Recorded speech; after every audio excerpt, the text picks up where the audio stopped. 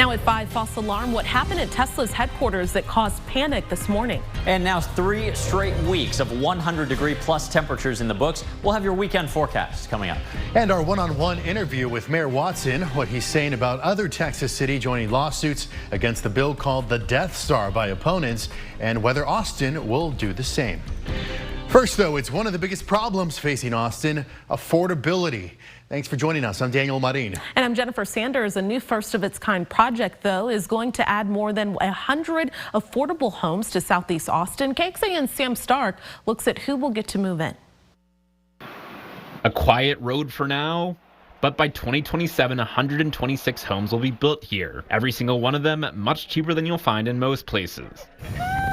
Austin Habitat for Humanity Friday broke ground today on its most significant project to date, just a stone's throw away from McKinney Falls State Park. We've never done anything this size, and so this is a first for us. All the homes here will be earmarked for low to moderate income households. That means individuals earning 80% of the median income, which is a little over $33,000 a year. It is needed in a city that's growing as fast as it is. And with little affordable housing. The average home price in the Austin Round Rock area has increased by 135% from 2012 to 2022, pricing many people out of the area. Habitat for Humanity hopes these homes will change that. They're out there, they're working, they're super important people to our community, and we want to make sure that they have the option and the opportunity to own a house in Austin if they want to. City leaders celebrated not only what the new project means for the families over the next couple of years, but for generations to come. We are positioned to make a huge impact on home ownership, and we will do it.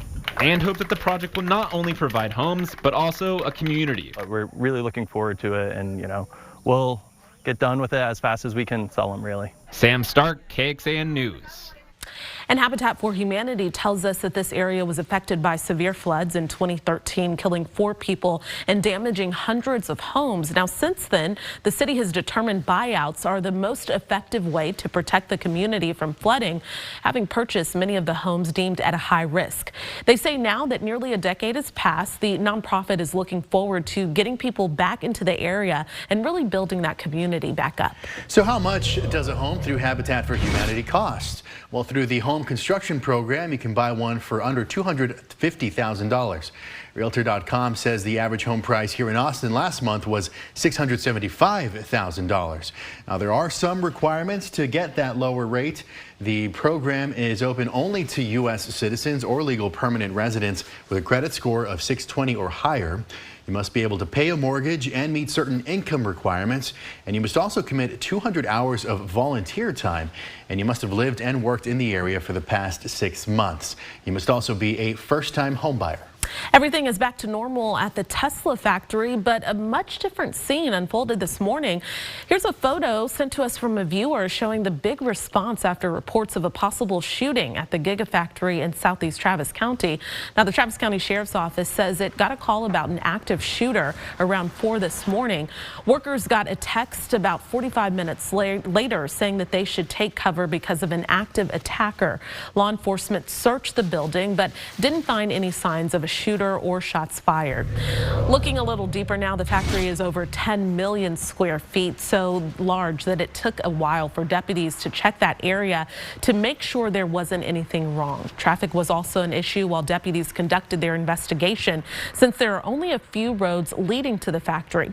We have not heard from Tesla, but we did ask for comment.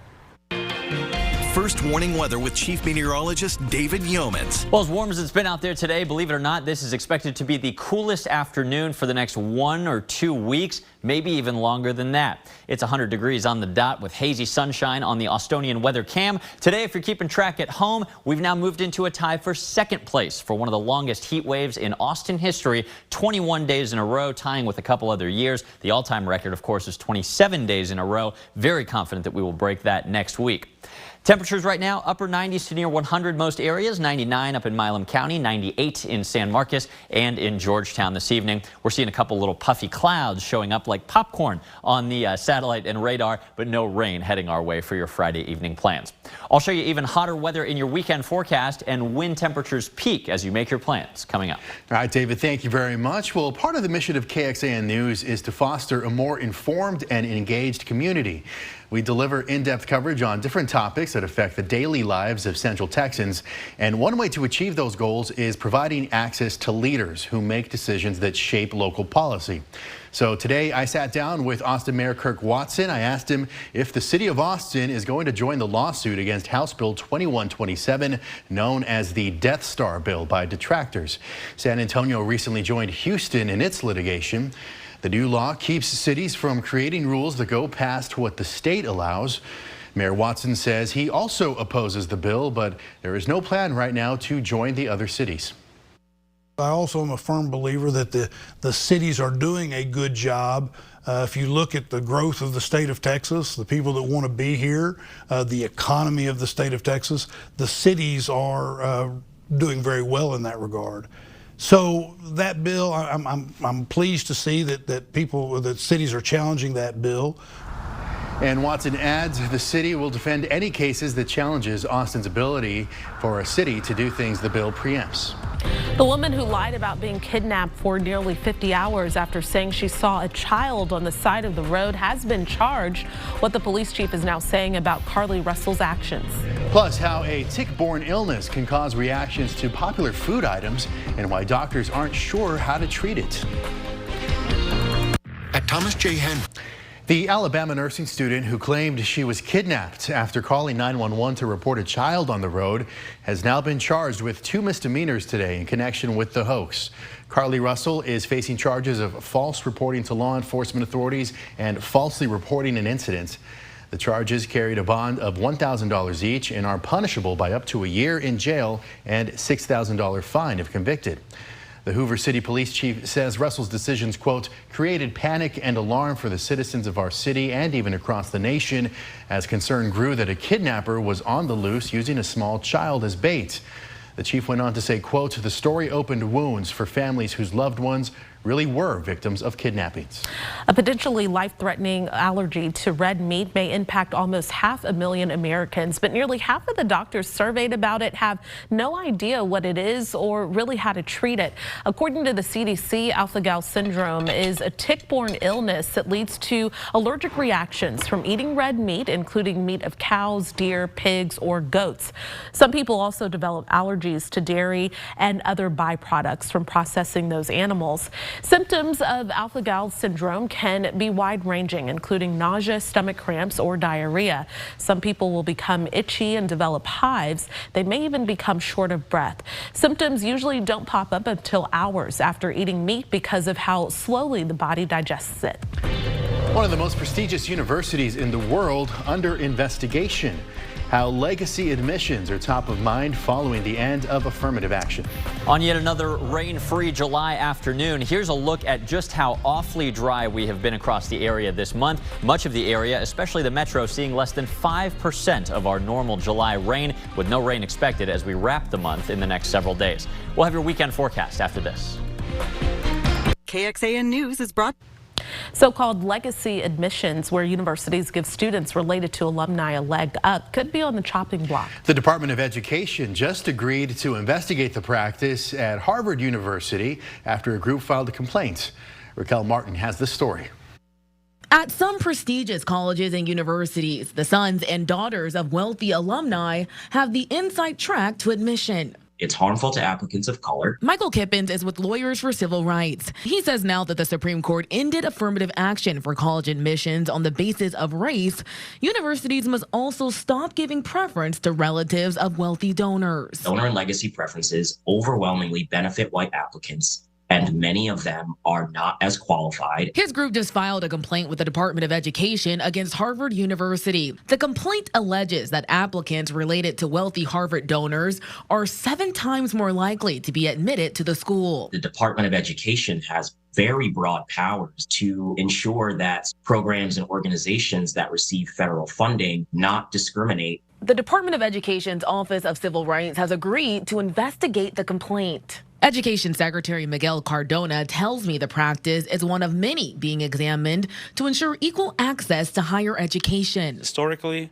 higher education has separated the haves from the have-nots. We have to do better in this country. Virginia Congressman Bobby Scott and the Congressional Black Caucus are also pushing a bill to end all legacy admissions. Without affirmative action, These discriminatory factors cannot be tolerated. Missouri Republican Senator Josh Hawley agrees that legacy admissions don't make sense. That seems to me like a silly policy. But he says Congress should be focused on the biggest obstacle for most Americans, the high cost of college tuition. In Washington, Raquel Martin. And this comes after the Supreme Court's decision to end affirmative action. Cardona says now universities must rethink recruitment strategies, streamline the transfer system, and make school more affordable to ensure the admission of underserved students don't slide. Now, in terms of this investigation, Harvard says the university is working to ensure all of its admissions policies fall in line with this law. When it comes to shaking it off, no one does it quite like Taylor Swift and her fans. A Washington State researcher examined seismic wave data from a station located outside of Lumen Field in Seattle, where Swift performed concerts last weekend. Now, she told the NBC station in Seattle the activity at the stadium on those nights caused seismic activity equivalent to a 2.3 magnitude earthquake. It's not the first for the stadium. An impressive play by Marshawn Lynch in the Seahawks game back in 2011 did a similar thing. Unbelievable. Okay. Yikes. There was also that study last week. It said her tour is affecting the U.S. economy. Really? Like boosting the economy. Oh my good. And you're keeping up about this. Well, you know. #1 Swift. Our resident fan. Hey, Dave, let's talk about the weekend. Here we go. Yeah, even hotter than today, which is hard to do. We're at 101 this afternoon in Austin. Let me take you outside this evening on the Domain weather cam. This is up at the Indeed building. 100 degrees on the dot with a few little puffy clouds. No rain heading our way anytime soon this evening. Here's what you need to know from our forecast. July ends in several days from now, and it's quite likely to end as Austin's hottest on record after we just had our hottest July in 125 years of record last summer. Triple-digit heat not only continues for the next week, but it's quite likely to continue for the next 2 weeks through the middle of August. We're talking the possibility of 40 days in a row, 50 days in a row, possibly almost doubling our all-time duration for longest heat wave in Austin. The only hope for change, which can be hard to detect several weeks out, maybe a tropical storm or hurricane bringing some rain. The chances of that we'll discuss in just a moment. Clouds and radar this evening, not much going on overhead. We got a couple sea breeze showers dying on their way here, kind of like we saw last night. Sinking air and heat on top of us from this high pressure ridge, which is only getting more overhead and a little stronger this weekend into next week.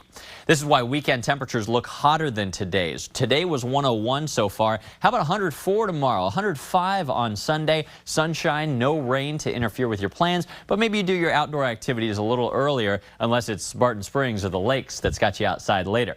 The UV index well into the extreme category. Don't forget to protect yourself and your family from the sun's rays. A hat, maybe long sleeves, and lots of sunscreen. Don't forget to reapply as well if you'll find yourself in the water. That can rinse off the sunscreen pretty quickly. Also, remember how dangerous hot car deaths can be. Texas, unfortunately, leads the nation in accidental hot car deaths. We always say look before you lock. As you're out and about doing errands, we never want to unintentionally, accidentally leave someone or a pet, for instance, in your back seat in an unattended car. Temperatures can get so dangerous inside of a locked hot car these days because look at them. They keep rising next week. Not only 105 by Sunday, but how about some records tied next week? 106s, 107s. And as I mentioned, this heat wave does not show any signs of breaking soon. August 5th through 11th, our 2-week outlook now has a big bullseye of very likely hotter than normal temperatures. What's normal? 99 those days. So you can bet we're going to have more triple digits. We mentioned the tropics sometimes bringing relief in late July or early August. The bad news is, as of now, even though we have several disturbances that the National Hurricane Center is watching, nothing is coming to Texas anytime soon. 2 disturbances with a very low, near zero chance of further development in the U.S. and Central America. Another one has a higher chance of turning into our next tropical system. But as you can see, it's going to bend around the Bermuda High and stay out to sea. The forecast track of this, if it does develop, way away from the U.S. at this time. Tonight's forecast, mild, mainly clear. One of the cooler nights of the last several, 76 degrees by morning. Tomorrow afternoon for your Saturday, hot, hazy weather, 104 degrees with just a few high clouds. Your 7-day forecast has temperatures that keep rising, not only during the daytime, but also at night. A couple of these 78s, 80 degrees. Those could be record warm overnight lows. And it looks like we'll tie 3 daily record highs with hardly a cloud around next work week. Well, ahead, how an East Texas DNA lab helped Bastrop County crack a decades-old cold case. Tonight on News Nation, why conservatives can't stop talking about Barbie and why Dems insist on keeping Kamala Harris on the ticket. Plus, is the DeSantis campaign over? Bachelorette alum Rachel Lindsay and journalist Rick Sanchez join the panel tonight on Dan Abrams Live. Then on Banfield, we're digging through the alleged Long Island serial killer's violent web searches. Was he always on the hunt for prey? Plus, aliens are officially among us. So now what? What should you do if you see a UFO? Tonight on Banfield. Life moves fast. Right now, we're taking a closer look at the nation's aging leaders and the impact on the campaign trail and on voter enthusiasm. Also, we go inside the nation's largest private employer to see how AI is streamlining their business on Nightly News. Yesterday, the Bastrop County Sheriff's Office announced it identified the body of Kathy Ann Smith, the victim in a homicide case from 1979. But it was Othram, a DNA testing lab near Houston, that linked the exhumed remains to her. Othram's Chief Development Officer, Kristen Middleman, says the lab became involved in the case last year after the Sheriff's Office exhumed the remains a second time to collect DNA samples. The first attempt in 2019 yielded insufficient samples. And by the start of 2023, Othram scientists had a DNA profile, and then by April, they had a lead on the body's identity. You know, you're giving back an answer to family that has waited for a very, very long time. Almost always decades at this point on these cold cases. And Othram has completed over 1,000 cases since it was founded in 2018. To read more about their work, just look for this story on KXAN.com. Tonight on Dateline at 8 o'clock, investigators desperately search for answers following a Valentine's Day dance. A 17-year-old is kidnapped and murdered. Here's a preview. The day of the dance, Rodney had finished his shift at a local gas station, gone home, gotten dressed, and was headed over in his mom's Ford LTD to pick up Carla. She looked like $1 million? Oh, yeah, definitely. When she dressed up, she did it right. And with her, it really didn't take that much. They drove to dinner and then to the dance. The high school cafeteria was dressed up in pink and red. The theme? Love is a kaleidoscope. Come on, it was high school. Had a great time, danced the whole night. I remember Carla and Rodney coming in. We were all dancing on the floor together. Rodney and Carla seemed as in love as two teenagers can be. A couple of months earlier, Rodney had given Carla a promise ring. It meant a lot to me. It meant, I'm here, I'm yours, and I promise you. Back at the Walker house, Carla's mom and dad were playing dominoes with relatives.